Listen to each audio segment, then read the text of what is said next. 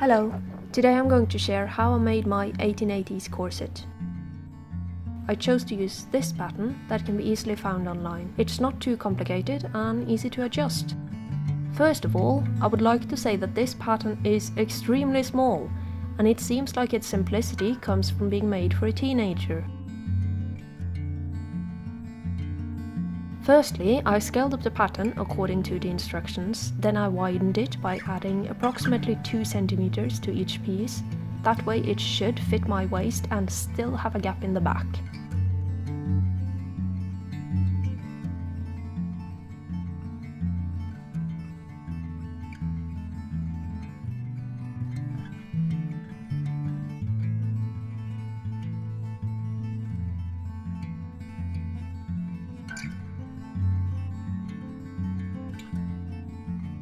I also lengthened it by just elongating the bust, as I didn't want to mess too much with the silhouette.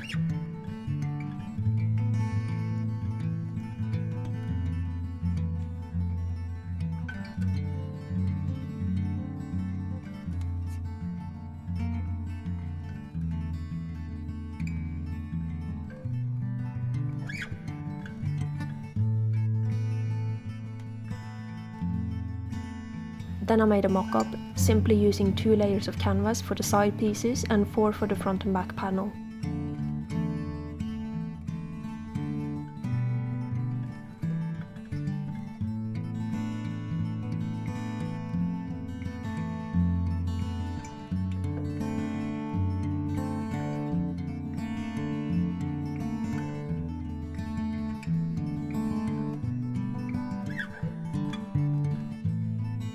I stitched it together using the seam allowances as boning channels and inserting the busk.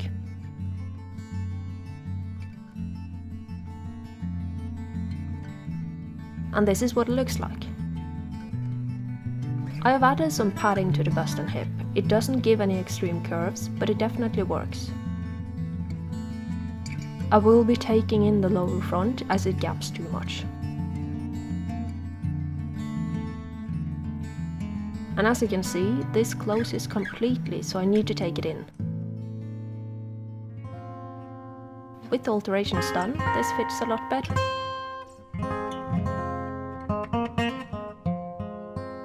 And I have to say, this is so darn comfortable.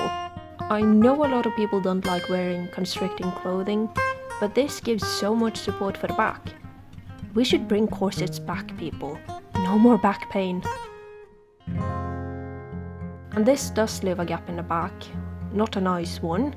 My mock-up doesn't support this kind of closure. So it would have been wiser to make this out of the same materials as the real thing. As you should.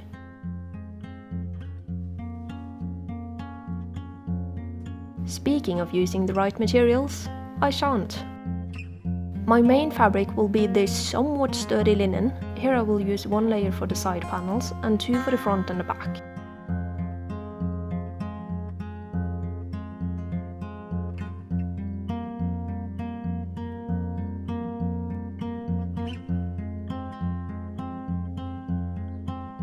I'm marking every piece using a pencil.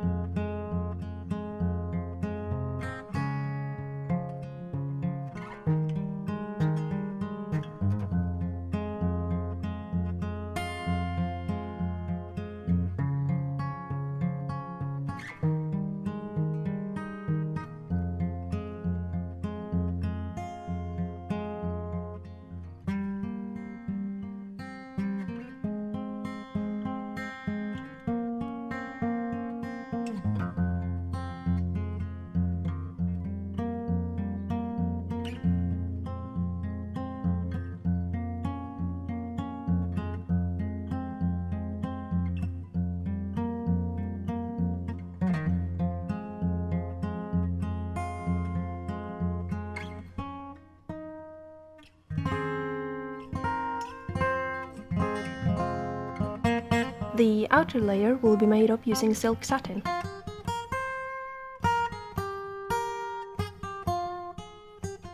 It would be preferable to use coutil for both the outside and inside of the corset, but this is still historically accurate, and this is what's available for me.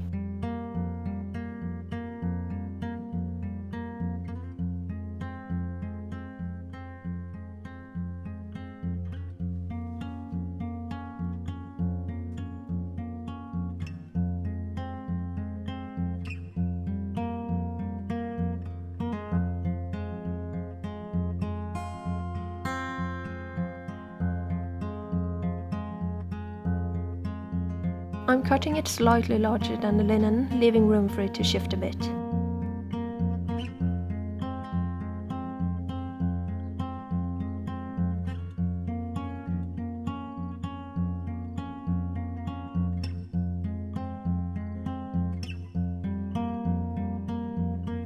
In the front of this pattern, there is cording that ends in a boning channel without there being a seam. I don't know how to do that, so I chose to piece the front panel instead.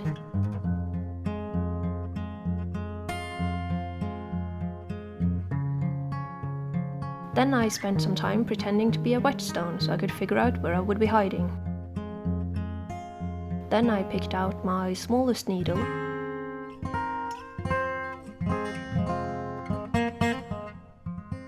I run it along my fingernail to feel for unevenity.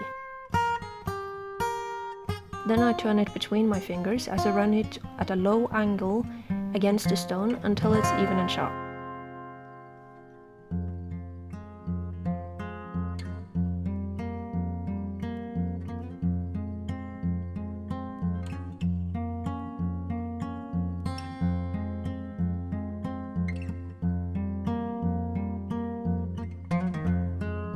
Then I sew my silk to the linen using stay stitches.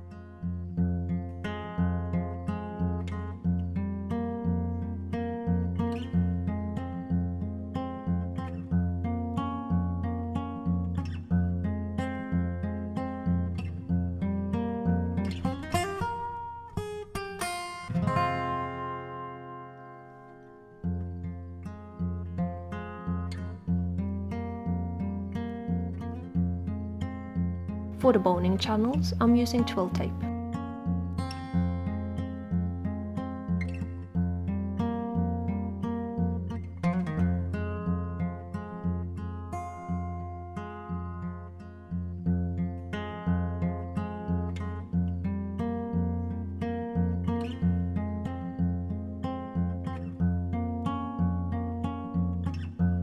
They are sewn with a tiny stitch on my machine while stretching them slightly.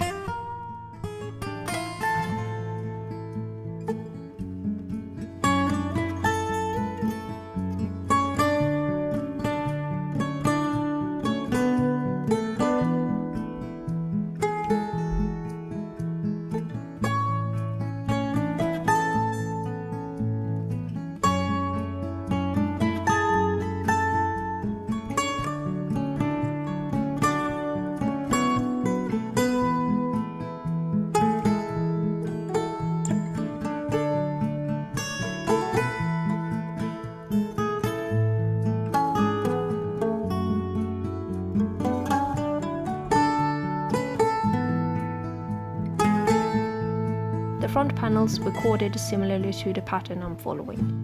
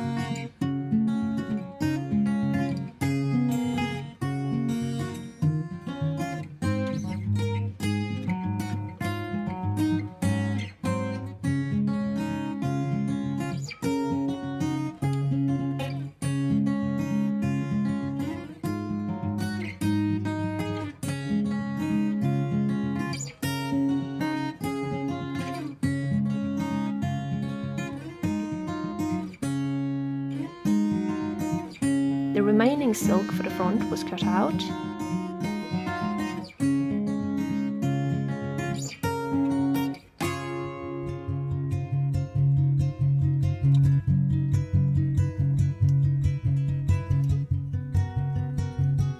I'm adding tailor's tape to the edge to give it a nice sharp fold.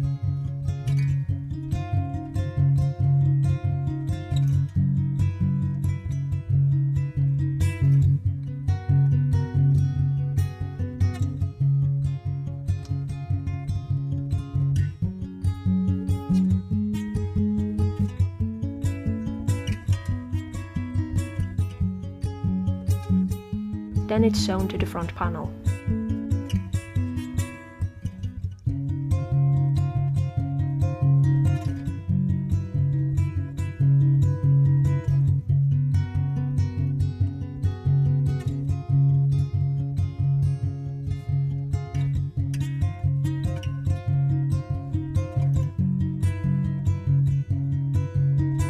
On my linen, I'm then measuring the teeth of my bust, stitching and then inserting it into the panel.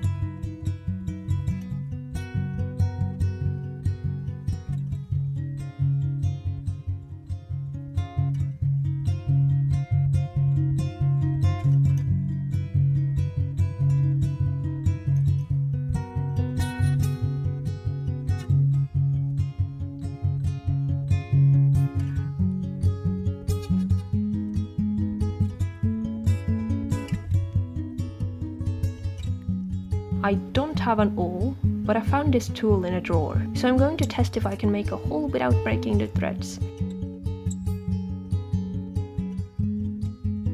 Then I used various items to widen it.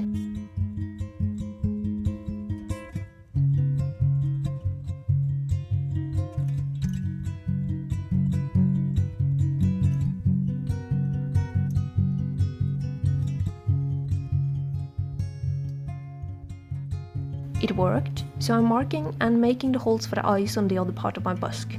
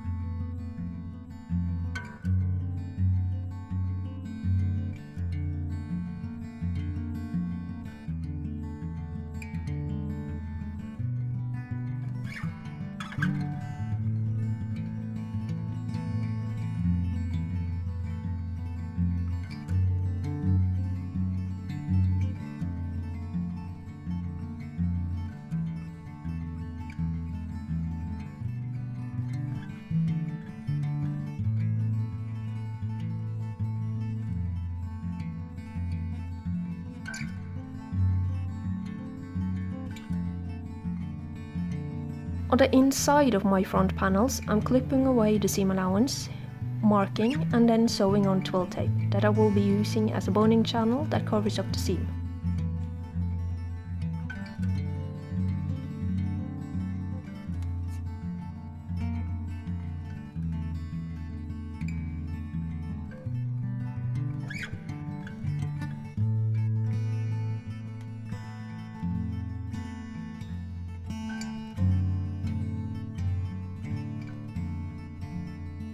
I'm using a silk thread when basting to try and minimize the damage on the silk, as this satin is quite frail.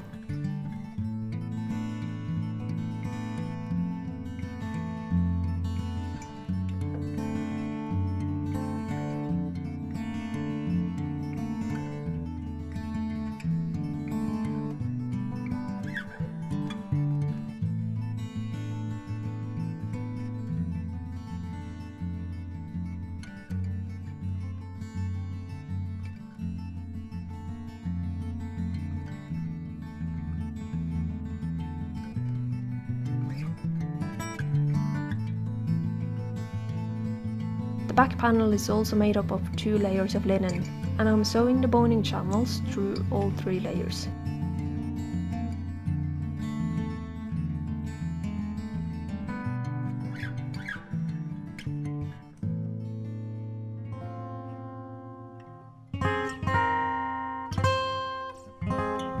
Now the panels are firstly basted by hand and then sewn together with a tiny stitch on my machine.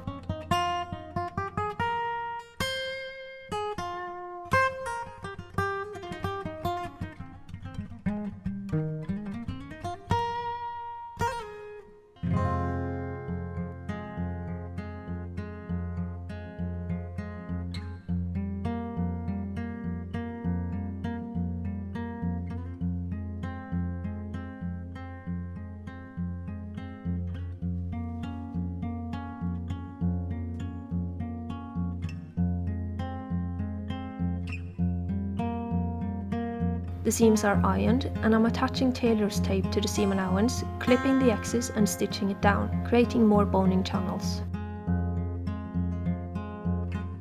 I'm using tailor's tape because I ran out of the narrowed twill tape. Then I remembered that I had to attach the waist tape and sewed it to the remaining seams. The rest was finished by hand.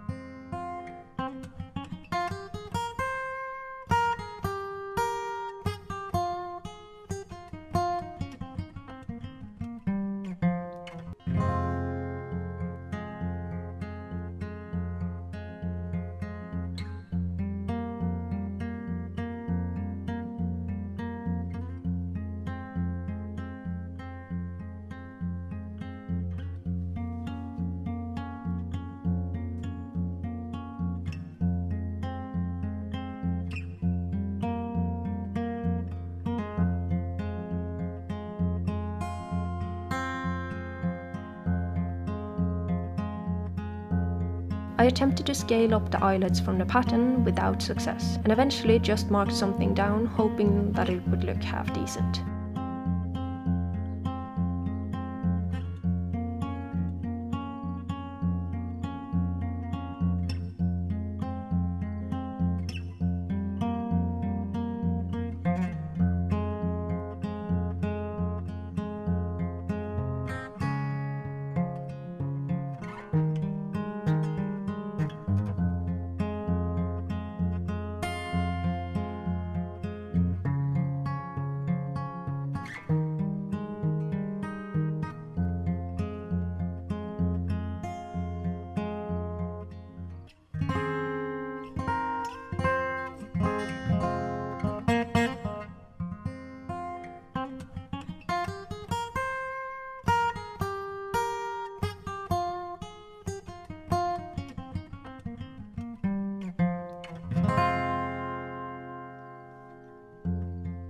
Now it's time to sew the eyelets.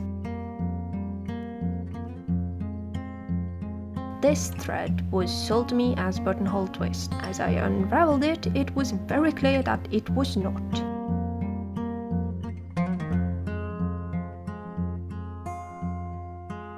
I compared it to another buttonhole thread and the silk I was stitching with, which was both thicker, and ended up doubling the purple thread instead. I sew a skeleton around the hole, widening it again and then filling it in with more stitches. This looks neater with fewer stitches, and you can always run the thread underneath the stitches again to fill it in.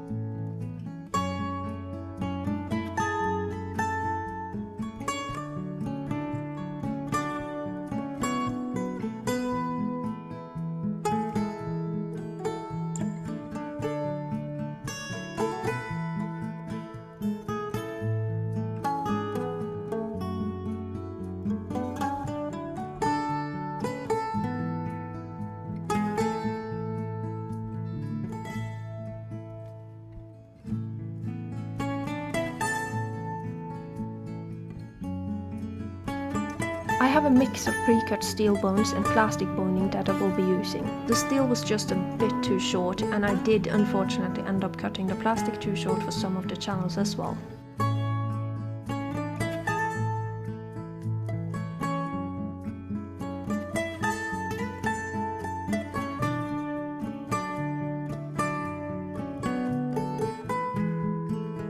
The ends of the bones were then sanded down.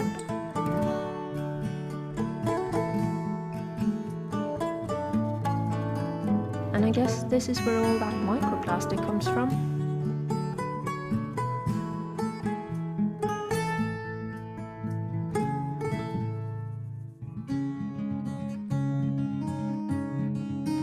I'm trimming the top and bottom of the corset.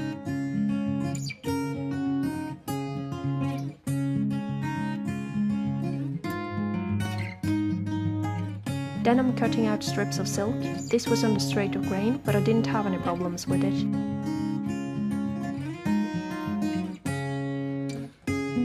I'm then binding the edges of the corset.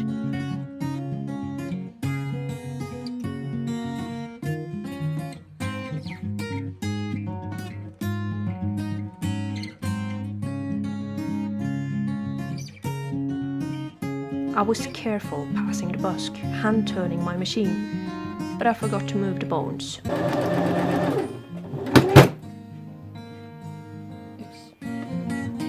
It's always important to have a nice sharp needle when sewing with finer fabrics.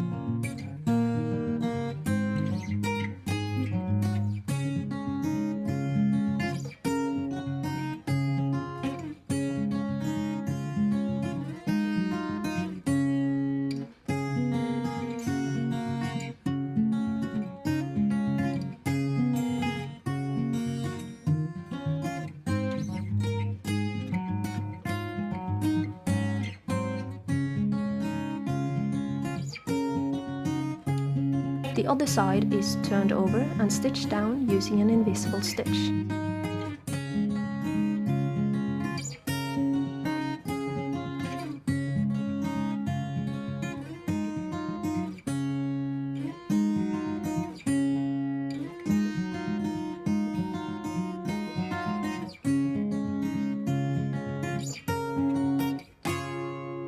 With this stitch, you only catch a single thread from the upper fabric. My silk was having none of it and was dissolving when I tried, so I'm catching 2 or 3 threads instead.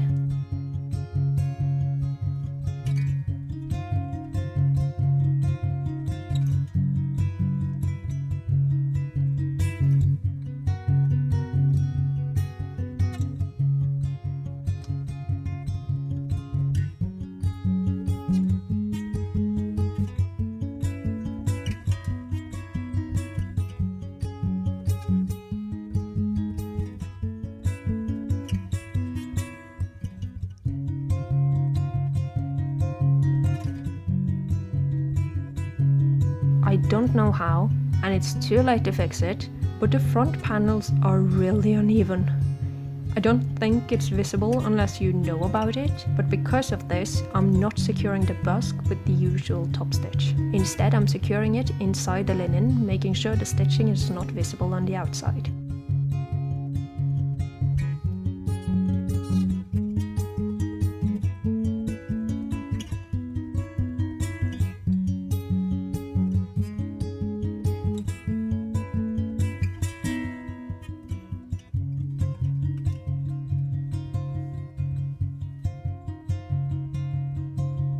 Then flossing. I'm using the knot buttonhole twist again, doubling it and decorating all the boning channels with a simple design.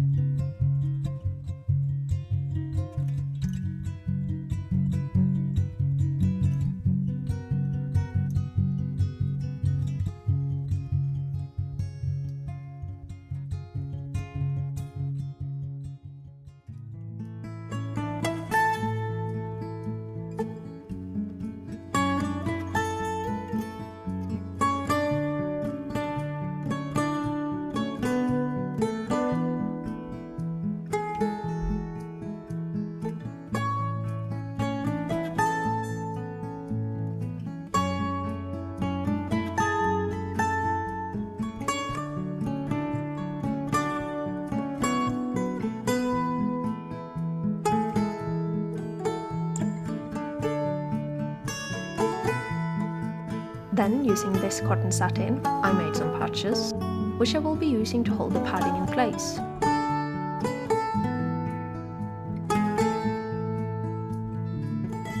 This was attached using big whip stitches as I wanted to be easy to unpick and alter.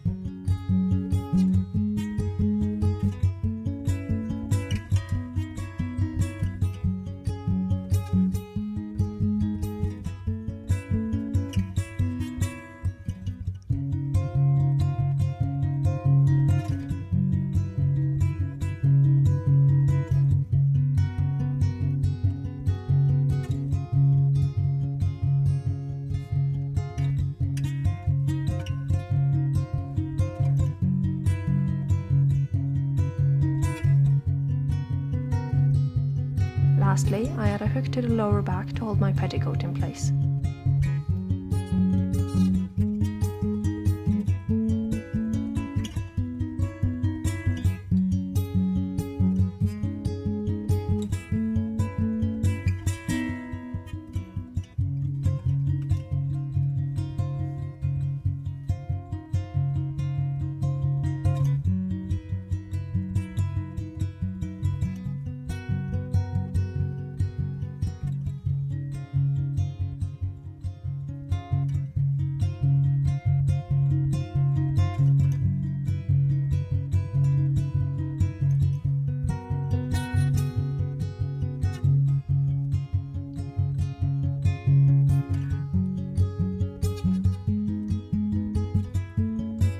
And that's this corset done.